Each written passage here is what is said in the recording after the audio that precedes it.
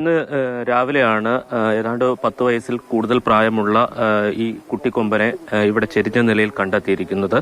വനംവകുപ്പ് ഉദ്യോഗസ്ഥർ സ്ഥലത്തെത്തി പ്രാഥമിക പരിശോധന നടത്തിയിട്ടുണ്ട്. ഈ പരിശോധനയിൽ ഇത് വൈദ്യുതി ആഘാതമേറ്റുള്ള ആണ് ഈ ആന ചത്തത് എന്നുള്ള ഒരു വിലയിരുത്തലാണുള്ളത്. അതിന്റെ അടിസ്ഥാനത്തിലാണ് സ്ഥലം ഉടമയ്ക്ക് അടക്കം എതിരെ കേസെടുക്കാൻ ഇപ്പോൾ വനംവകുപ്പ് തീരുമാനിച്ചിരിക്കുന്നത്. എന്നാൽ ഇവിടെ വരുമ്പോൾ ഇപ്പോൾ വൈദ്യുതി വേലിയുമായി ബന്ധപ്പെട്ട എന്തെങ്കിലും സാന്നിധ്യം ഈ മേഖലയിലില്ല. ഒരുപക്ഷെ അത് പിന്നീട് അഴിച്ചു മാറ്റിയതായിരിക്കാം എന്ന വിലയിരുത്തലാണ് വനംവകുപ്പിനുള്ളത്. ഇപ്പോൾ വനസംരക്ഷണ പ്രവർത്തകനായിട്ടുള്ള ബുൾബേന്ദ്രൻ നമ്മളോടൊപ്പം ചേരുന്നുണ്ട്. എന്താണ് നമ്മുടെ വിലയിരുത്തൽ? എന്റെ വിലയിരുത്തല് ഇത് ഷോക്ക് അടിച്ച് ഈ തുമ്പിക്കൈയിൽ ഇത് കരിഞ്ഞ പാട് കമ്പി വൈദ്യുതി ലൈനിൽ നിന്നും ഷോക്ക് അടിച്ചിട്ടാണ് ഇത് കരിഞ്ഞിരിക്കുന്നത്. ഇത് മരിച്ചിരിക്കുന്നതും ഈ ആന മരണപ്പെട്ടിരിക്കുന്നതും ഷോക്ക് അടിച്ച് തന്നെയാണ്.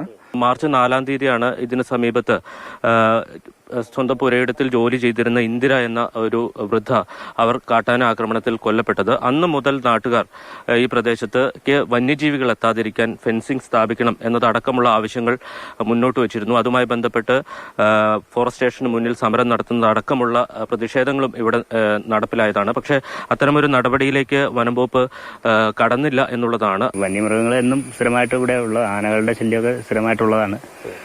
ഇത് പറഞ്ഞ് സമരങ്ങൾ ഒത്തിരി പ്രാവശ്യങ്ങൾ നടത്തി ആൾക്കാരെ കാര്യങ്ങളൊക്കെ ഉദ്യോഗസ്ഥന്മാരെ അറിയിക്കുക എന്നല്ലാതെ നമുക്ക് വേറെ ഒന്നും ചെയ്യാനില്ലല്ലോ. 2-3 ലൈറ്റ് നെരുമംഗലം മുതൽ ഇവിടം വരെ 2-3 ലൈറ്റ് സ്ഥാപിച്ചിട്ടുണ്ട്. അതല്ലാതെ ഇന്ന് വരെ യാതൊരു സംഭവമില്ല. ഇവിടുന്ന് ഒരു 2 കിലോമീറ്റർ ഇല്ല, ഒരു 2 കിലോമീറ്റർ കഷ്ടിയുള്ളൂ, ഫെൻസിങ് ഇടാനേ ഉള്ളൂ. അത് ഇട്ടിരുന്നെങ്കിൽ പിന്നെ ഇവിടെ നമ്മുടെ എല്ലാം പാറമുടിയാണ്. അവിടുന്ന് കാട്ടുമൃഗങ്ങളും ആന ഇറങ്ങി വരില്ല. ഇപ്പം പോസ്റ്റ്മോർട്ടം ഉൾപ്പെടെയുള്ള നടപടികൾക്കായിട്ടുള്ള നടപടികൾ പുരോഗമിച്ചിട്ടുണ്ട്. വനംവകുപ്പിന്റെ വെറ്റിനറി സർജൻ എത്തി ഈ ആനയെ പോസ്റ്റ്മോർട്ടം ചെയ്യും. അതിനുശേഷമായിരിക്കും മരണകാരണം എന്തെന്ന് ഔദ്യോഗികമായി സ്ഥിരീകരിക്കുക. എന്തായാലും ഉന്നത ഉദ്യോഗസ്ഥരൊക്കെ സ്ഥലത്തെത്തിയിരുന്നു. അവർ മൂന്നാർ ACF അടക്കമുള്ള ഉദ്യോഗസ്ഥർ ഇവിടെ എത്തിയിരുന്നു. റേഞ്ച് ഓഫീസർ ഇവിടെ ഉണ്ടായിരുന്നു. അല്പസമയം മുമ്പാണ് ഇവിടുന്ന് പോയത്.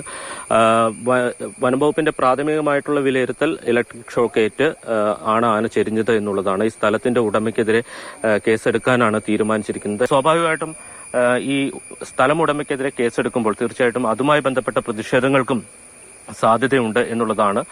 എന്തായാലും അത്തരം നടപടികളിലേക്ക് ഇതുവരെ കടന്നിട്ടില്ല. വനംവകുപ്പിന്റെ ഭാഗത്തുനിന്നുണ്ടാകുന്ന തുടർ നടപടിയെ ആശ്രയിച്ചായിരിക്കും അത്തരം പ്രതിഷേധങ്ങളിലേക്ക് അടക്കം ഈ നാട്ടുകാർ പോവുക.